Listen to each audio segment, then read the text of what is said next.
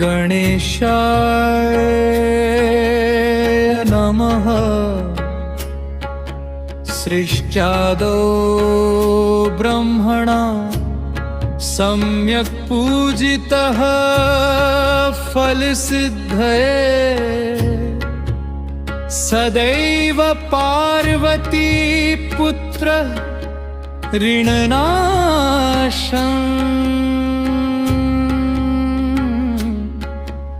करोतु मे।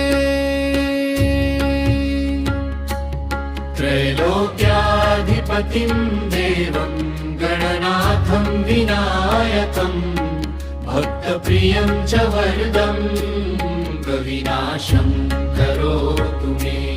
त्रैलोक्याधिपतिं देवं गणनाथं विनायकं भक्तप्रियं च वरदं ऋणनाशं करोतु मे।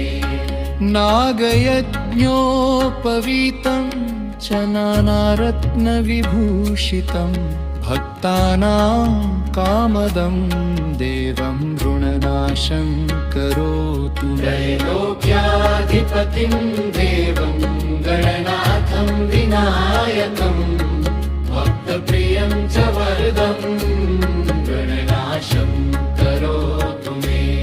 विनायकं विश्वमुखं निराकारं निरामयं भक्तप्रियं च वरदं ऋणनाशं करोतु मे। रक्ताम्बरधरं देवं रक्तगन्धानुलेपनं रक्तपुष्पैः समभ्यर्च्य ऋणनाशं करोतु मे। गणाधिपं च वरदं भक्तानां सुखदायकं नित्यं पठेन्नरस्तोत्रं ऋणनाशं करोतु मे। इति श्री ऋणमोचक गणपतिस्तोत्रम्।